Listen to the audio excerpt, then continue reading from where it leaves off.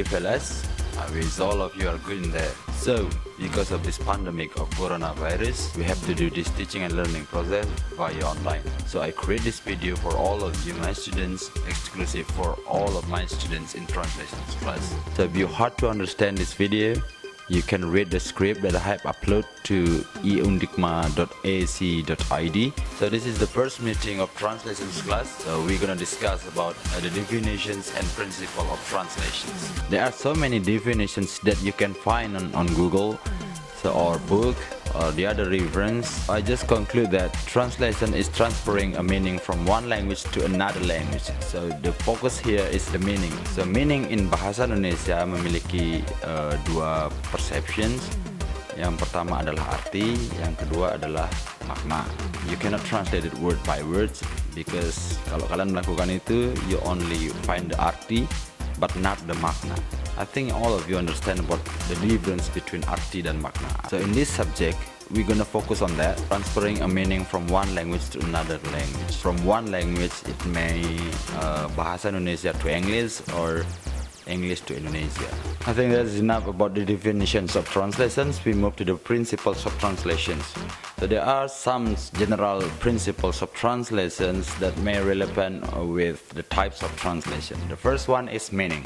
The translation should reflect accurately the meaning of the original text. Don't add too much, don't remove too much that may affect the original message of the text. Jika kalian terlalu banyak menambahkan kata untuk memperjelas atau terlalu banyak mengurangi kata-kata yang kalian anggap boros, bisa saja itu merubah tujuan dari the original text tersebut.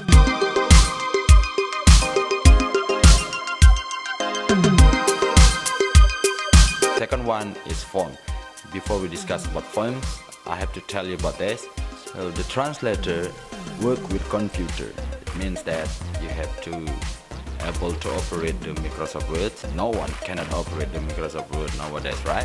So when you work with the Microsoft Word, the form of your Microsoft Word should be matched with the original one as closely as possible. This is particularly important when you want to translate the legal document, guarantees, contracts, and etc. So ketika kalian mau mentranslate legal document, kalian pasti tahu aturan dalam penulisan bahasa Inggris bagaimana, aturan dalam penulisan bahasa Indonesia bagaimana.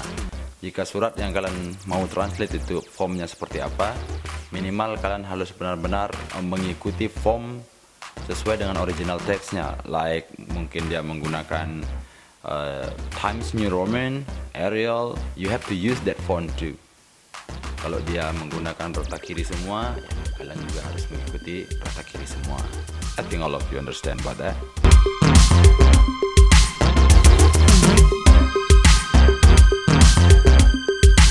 And the next is register. So in translation, you have to understand about the level of formality of the language and also about the context of the language that used by the writer.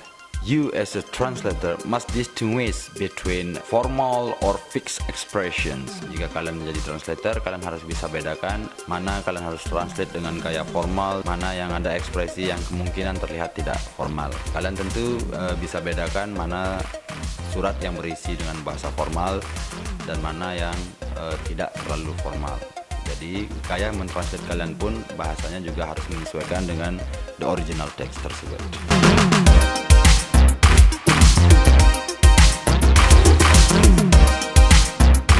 And next is such language influence. This is the big problem of translator.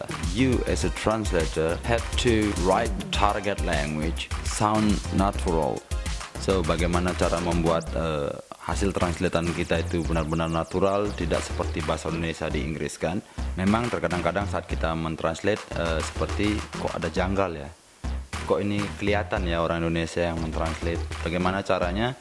Ya tidak ada sebenarnya teori yang mengajarkan kita bagaimana cara menulis bahasa Inggris biar terlihat natural. Itu adalah self-improve kalian harus banyak baca tulisan-tulisan native language atau mungkin hasil-hasil translate dari professional translator.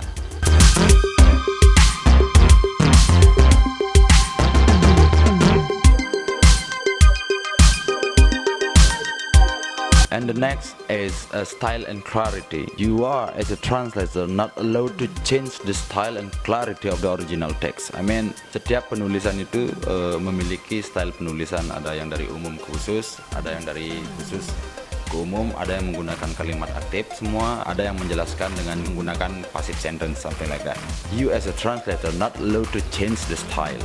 Umpamanya dia terlalu banyak pengulangan dan kalian berpikir ini terlalu boros sehingga kalian hilangkan begitu saja. It's not good. You are not allowed to change that.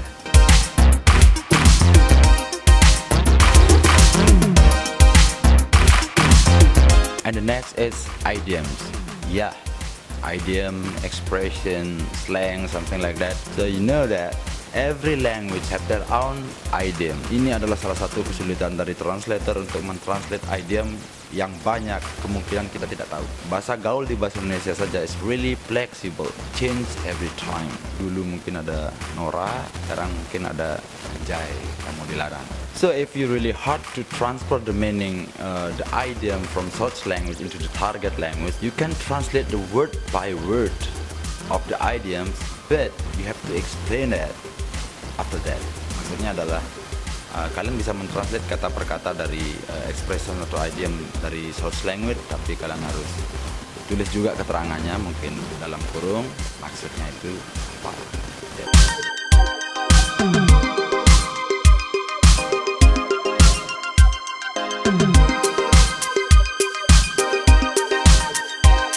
So I think that is all about the definitions and principles of translation in this meeting. So if you still confused with this material, you can ask me in WhatsApp group or in UNDIKMA.ac.id. Ada obrolan di sana, kalian bisa menanyakan di sana atau kalian bisa langsung lewat grup WA yang dibuat sama ketua tingkat kalian. So I really sorry to use this platform to teach all of you. Because you know, di sistemnya e-learning Undikma memaksimalkan kapasitas video itu 35 MB. Saya rasa hanya video TikTok yang berkapasitas segitu. Bagi kalian yang sudah merasa mengerti dengan materi hari ini, kalian bisa mengisi absennya di undikma.ac.id. Ada attendance di sana. Saya rasa kalian sudah mengikuti pelatihan bagaimana cara mengisi daftar hadir di sana. Okay, that is all for today. Be safe there.